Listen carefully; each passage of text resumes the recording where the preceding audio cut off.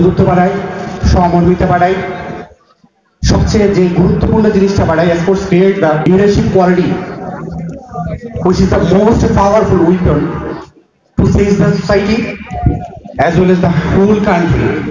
Sports এমন একটা জিনিস যেটা আপনার মধ্যে নেতৃত্বের গুণাবলী সৃষ্টি করবে, যে নেতৃত্বের গুণাবলী দিয়ে আপনি সমাজ না পুরো দেশকে চেঞ্জ করে দিতে পারবেন।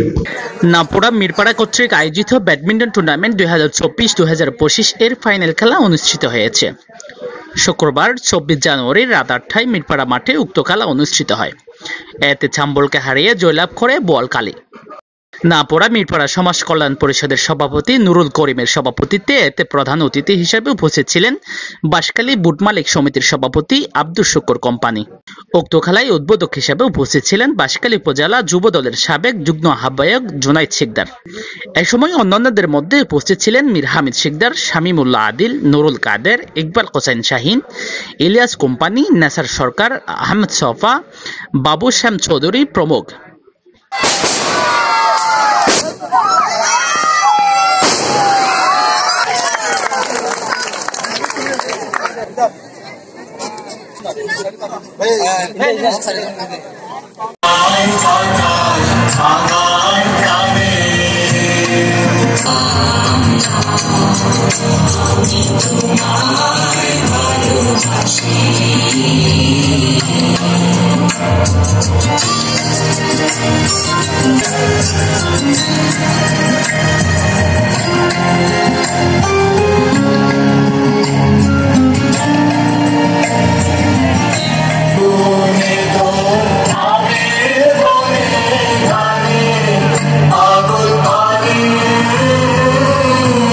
খেলাধুলা যুব সমাজ থেকে শুরু করে শিশুদেরকে অন্যায় ও অবিচার থেকে বিরত রাখে জানিয়ে নামপুরা মিরপাড়া সমাজ কল্যাণ পরিষদের সভাপতি নুরুল করিম বলেন, খেলা হচ্ছে একটি সাংস্কৃতিক বিনোদন।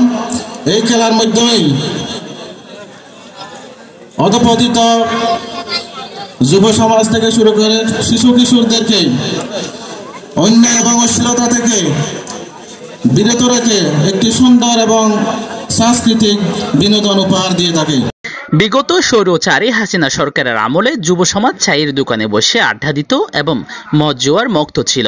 বর্তমানে স্বৈরাচারের পতনের পর যুব সমাজকে ক্রীড়ামুখী করার জন্য মিরপাড়ার মানুষকে ধন্যবাদ জানিয়ে বাঁশখালী উপজেলা যুব দলের সাবেক যুগ্ম আহ্বায়ক জুনাইদ শিকদার বলেন, গত স্বৈরাচার সরকার আমলে যুব সমাজ যেখানে মদ জুয়া ব্যবসায় জড়িত, এই টাইমে মনে করেন দলে দলে রাস্তা রাস্তায় বিভিন্ন চায়ের দোকানে বিভিন্ন জায়গায় এই আড্ডাগুলি চলত, এই কারবার চলত, এই ব্যবসা চলত।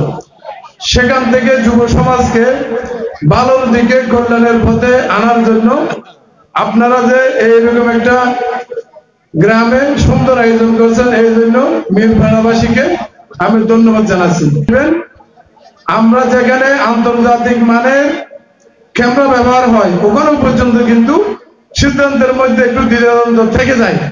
তারপরেও আপনাদেরকে মেনে নেওয়ার মন মানসিকতা সৃষ্টি করতে হবে। একদলকে অবশ্যই পরাজিত হতে হবে, এটাই নিয়ম। একদলকে পরাজিত করে দেওয়ার জন্যই আজকের আয়োজন।